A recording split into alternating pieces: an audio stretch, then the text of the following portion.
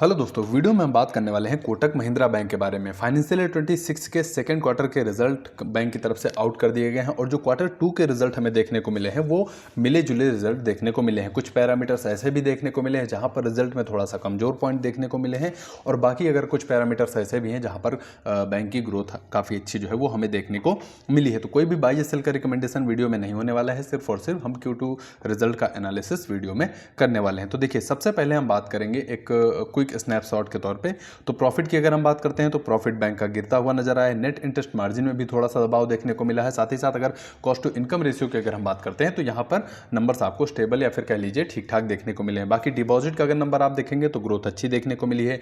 NPA में थोड़ा सा सुधार देखने को मिला है। कासा रेशियो भी थोड़ा सा दबाव के साथ देखने को मिल रहा है। तो ये अगर आप एक नज़र में नंबर्स को देखेंगे तो ये स्थिति हमें देखने को मिलती है। अब डिटेल की अगर हम बात करते हैं, यानी डिटेल्स में नंबर को समझते हैं, तो यहाँ पर सबसे पहले जो हम बात करेंगे वो करेंगे इनके जो है नेट इंटरेस्ट इनकम के बारे में। देखिए, बैंक होती है, बैंक की जो कोर अर्निंग होती है वो होती है नेट इंटरेस्ट इनकम। अब कोटक महिंद्रा बैंक की अगर हम बात करते हैं तो यहाँ पर एक साल पहले से अगर आप नेट इंटरेस्ट इनकम की इनकी देखेंगे तो आपको 4% की ग्रोथ यहाँ पर देखने को मिलेगी। एक साल पहले की नेट इंटरेस्ट इनकम लगभग 7,000 करोड़ के आसपास थी। इस बार आप देखेंगे तो 7,311 करोड़ की, तो यहाँ पर ग्रोथ रही है, ठीक है।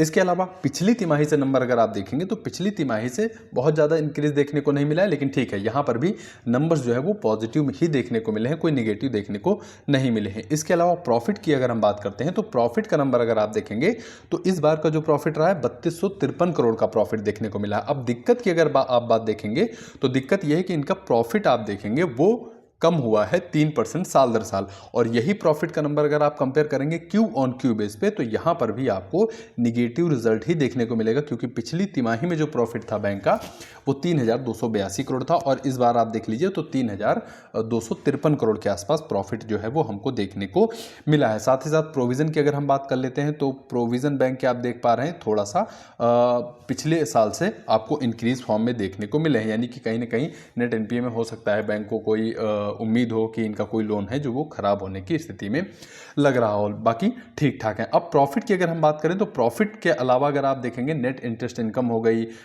डिपॉजिट हो गए, लोन ग्रोथ हो गई, तो यहाँ सभी पैरामीटर्स पे आपको नंबर जो है वो पॉजिटिव देखने को मिलेंगे। अब net interest income half yearly basis पे कैसी देखने को मिली है तो यहाँ पर ग्रोथ आप देखेंगे 5% की इनकी ग्रोथ हमें देखने को मिली है।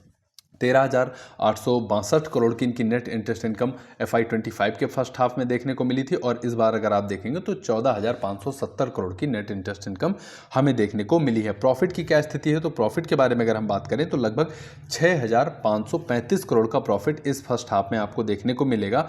लेकिन अगर प्रॉफिट आप साल दर साल कंपेयर करेंगे यानी FY25 के फर्स्ट हाफ से तो यहाँ पर भी आपको नंबर्स में थोड़ा सा दिक्कत देखने को मिलेगी, क्योंकि बैंक का नंबर्स अगर आप देख पा रहे हैं तो अभी तक ये आपको पता चल ही गया होगा कि बैंक के प्रॉफिट जो है वो निगेटिव होते हुए नजर आए हैं। बाकी डिपॉजिट की अगर हम बात कर लेते हैं तो डिपॉजिट जो इनके रहे हैं वो ठीक ठाक रहे हैं। साल दर साल ग्रोथ भी अच्छी रही है, लगभग 14% के आसपास इनकी डिपॉजिट ग्रोथ हमें देखने को मिली है। अब डिपॉजिट टोटल आप देखेंगे तो एक साल पहले 4,46,000 करोड़ के आसपास डिपॉजिट थे और इस बार आप देखेंगे तो 5,10,000 करोड़ के आसपास इनके डिपॉजिट हमें देखने को मिल रहे हैं। तो ठीक है, यहाँ पर कोई दिक्कत नहीं है। बाकी अगर आप टर्म डिपॉजिट देखेंगे तो 20% इंक्रीज हुए हैं। करंट अकाउंट में डिपॉजिट अगर आप देखेंगे तो 14% इंक्रीज हुआ है।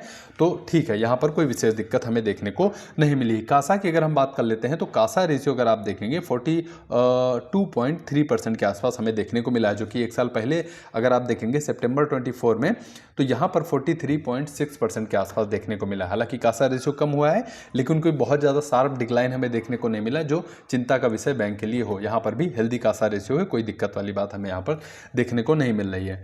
लोन बुक की बात कर लेते हैं तो टोटल जो इनकी लोन बुक हमें देखने को मिली है वो आप देखेंगे 4,78,000, एक सेकंड दीजिएगा मेरे को, हाँ, नेट एडवांस 4,62,688 करोड़ की इनकी जो है टोटल लोन बुक हमें देखने को मिली है। और ये टोटल लोन बुक अगर आप देखेंगे साल दर साल यहाँ पर 16% की ग्रोथ हमें देखने को मिली है, यानी कि लोन्स की ग्रोथ अगर आप देखेंगे तो डिपॉजिट से ज़्यादा बेहतर आपको देखने को मिलेगी। इसके अलावा साल दर साल के अलावा क्यू ऑन क्यू कंपेयर करेंगे तो यहाँ पर भी आप देखेंगे 4% जो इनकी लोन बुक रही है वो आपको इंक्रीज होती हुई नजर आई है। तो यहाँ पर भी बैंक्स के नंबर जो है वो बैंक के फेवर में हमें देखने को मिले हैं। टोटल लोन बुक एक साल पहले अगर आप देखेंगे तो यहाँ पर देखेंगे सितंबर 24 के टाइम पे 99,000 करोड़ के आसपास इनकी लोन बुक हमें देखने को मिल रही है। अब लोन बुक को अगर आप देखेंगे तो यहाँ पर डाइवर्सिफिकेशन भी इन्होंने कर रखा है और ठीक ठाक है, कोई वैसी दिक्कत नहीं है कि जहाँ पर सबसे ज़्यादा बैंक का फोकस हो। लगभग आप देखेंगे हर सेक्टर में इन्होंने लोन दिए हुए हैं, तो यहाँ पर भी कोई बहुत ज़्यादा दिक्कत हमें देखने को नहीं मिल रही है। अब चलते हैं एसेट क्वालिटी की तरफ। देखिए बैंक लोन देती हैं, रिकवरी कितनी हो पा रही है और कितना लोन इनका बैड लोन देखने को मिल रहा है, ये सबसे ज़्यादा इंपॉर्टेंट हो जाता है। अगर कोटक महिंद्रा बैंक की हम बात करते हैं तो जो ग्रॉस एनपीए रेशियो हमें देखने को मिला है 1.39% के आसपास इनका लेटेस्ट में जीएनपीए रेशियो देखने को मिला है, जो कि एक साल पहले से आपको कम होता हुआ नजर आएगा और पिछली तिमाही से ही भी आपको ये नंबर्स जो है वो कम होता हुआ नजर आएगा। तो यहाँ पर भी कोई खास दिक्कत की बात नहीं है। अमाउंट अगर आप देखेंगे तो लगभग 6,480 करोड़ इनका जो है वो ग्रॉस एनपीए हमें देखने को मिल जाता है, तो यहाँ पर भी कोई वैसी दिक्कत हमें देखने को नहीं मिल रही है। अब देखिए एक चीज़ अगर आप देखेंगे तो सितंबर 24 में अगर आप जाएंगे तो वहाँ पर ग्रॉस एनपीए ज़्यादा था, लेकिन इस बार अगर आप देखेंगे तो ग्रॉस एनपीए रेशियो कम हुआ है। लेकिन अमाउंट वाइज अगर आप देखेंगे तो वहाँ पर ग्रॉस एनपीए अमाउंट कम देखने को मिल रहा था, लेकिन इस बार जो है वो ज़्यादा हमें देखने को मिल रहा है। तो ये इस वजह से होता है क्योंकि जो लोन बुक होती ये एनपीए जो होता है वो टोटल जो इन्होंने लोन दिए होते हैं उसके हिसाब से निकाला जाता है।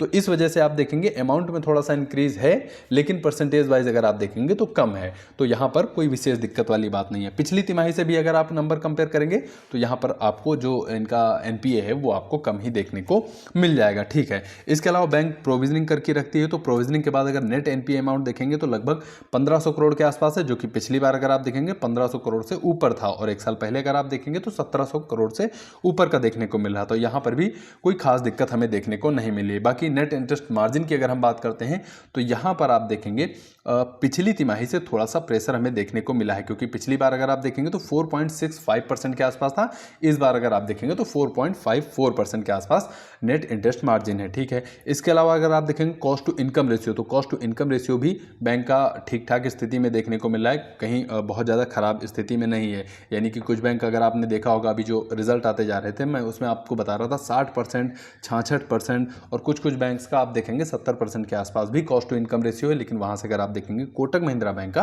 तो यहाँ पर भी कॉस्ट टू इनकम रेशियो जो है वो ठीक है, कोई वैसी दिक्कत बात नहीं देखने को मिल रही। ब्रांच नेटवर्क अगर आप देख लेंगे तो लगभग आप देखेंगे 2200 ब्रांच इनके पास टोटल हमें देखने को मिल जाती हैं।